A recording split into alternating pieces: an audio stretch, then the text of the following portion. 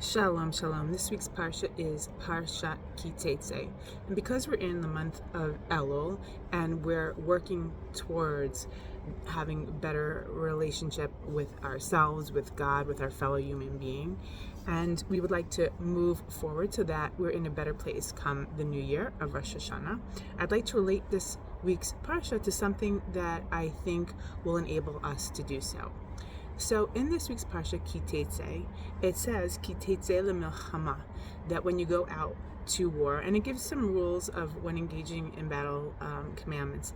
But the commentaries, a lot of them will talk about that it's not just talking about the act of physical warfare, but also when you're battling your Yetzer Hara, when you're battling your evil inclination that all of us have, human nature. Sometimes we're pulled towards things to do that are wrong, despite the fact that we know that because we have certain desires to do things that are wrong for whatever reason.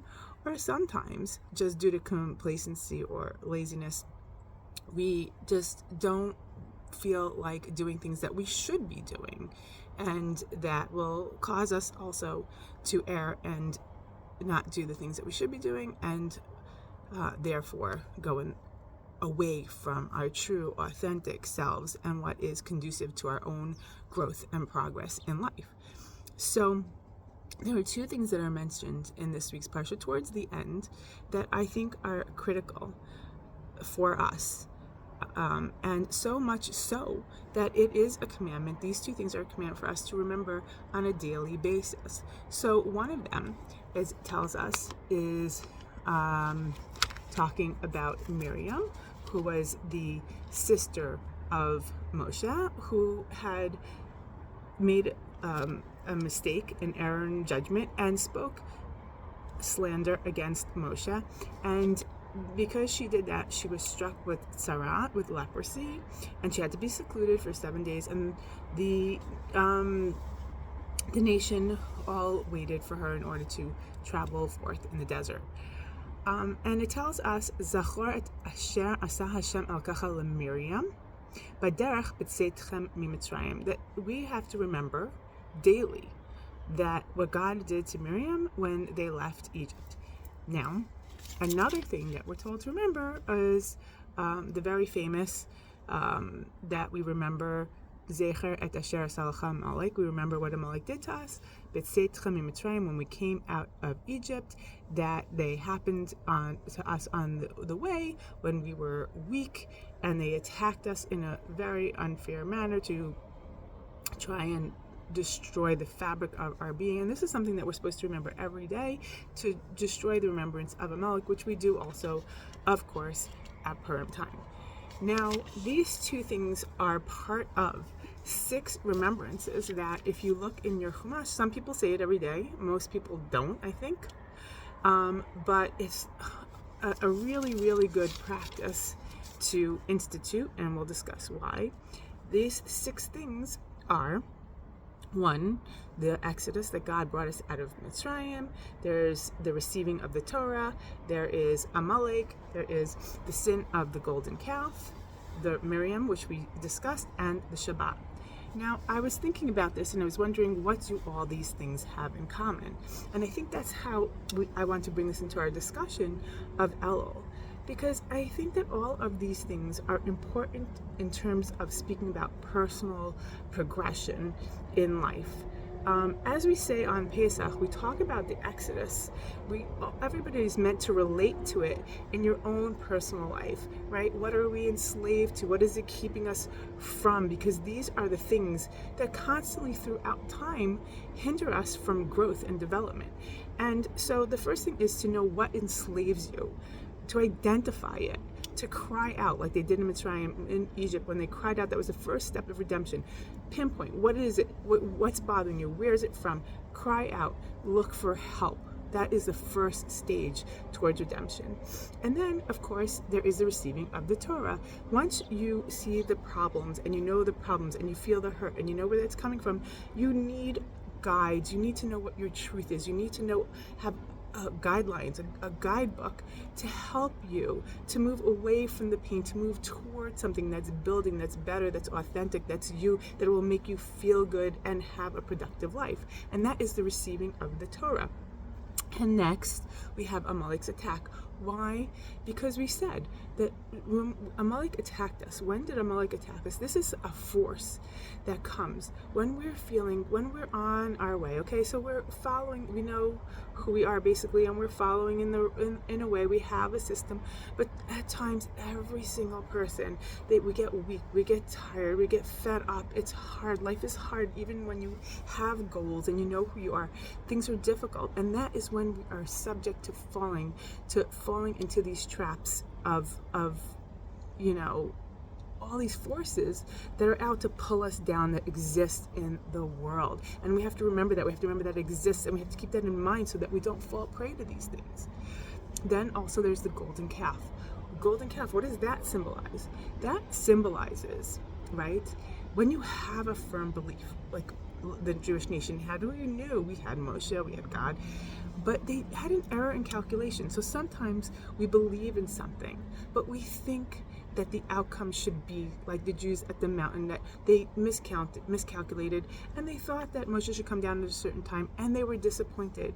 They had faith, but their calculations were wrong. So we have to know when we really strongly believe in something with every fiber of our being, but sometimes we have a calculation what the outcome should be and when it should be, and that doesn't happen, that we shouldn't be so quick to kick it all to the curb and to go after another solution. If you build your life on a belief and something that showed itself to be true and good, don't let one small calculation, which people tend to do, make one small calculation, let them go and just kick everything to the curb and try and look for some new, quick, false answer. That is not the way to go about it. So that's something that we remember. Then we get to our very important remembrance of Miriam, which it seems like this is a small event amongst all these big events that we're meant to remember. Why this what she said, this is counted with the Exodus, with the sin of the golden calf, with the receiving of the Torah, and these monumental occasions we're told to remember what Miriam said. Why? Why is that? And I think that the reason for that is because when Miriam spoke badly, poorly, made the wrong decision, and said things about Moshe, it wasn't just that we're remembering, the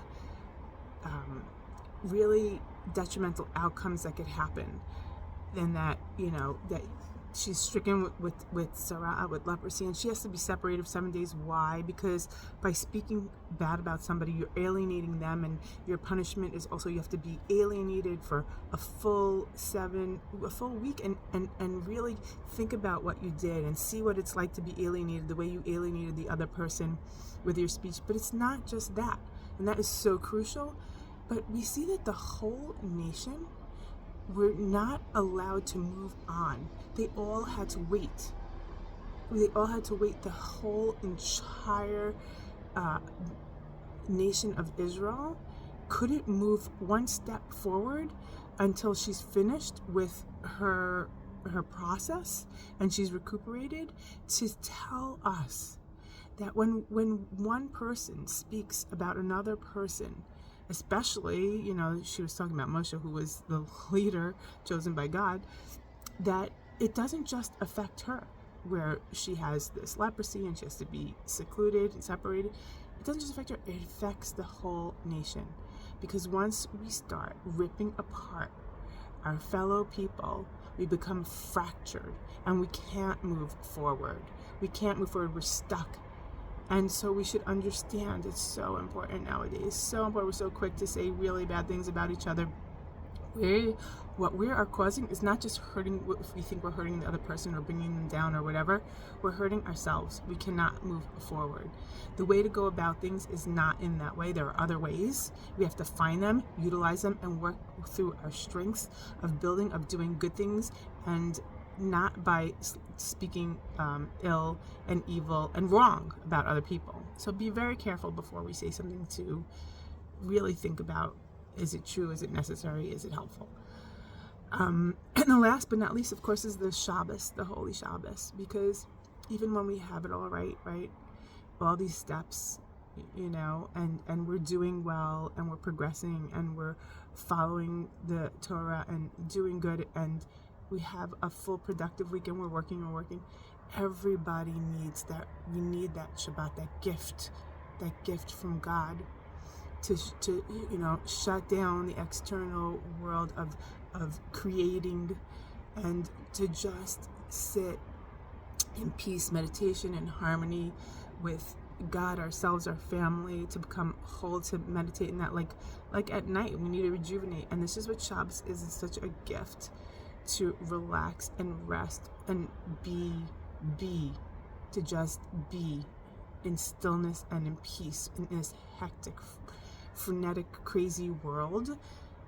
And because you cannot keep moving, doing without letting it settle, seep in, and build us into a stronger person. It's part of building us, believe it or not. It is an active step, not doing and being, so that we can be stronger, bring that strength into the next week, and keep on that journey.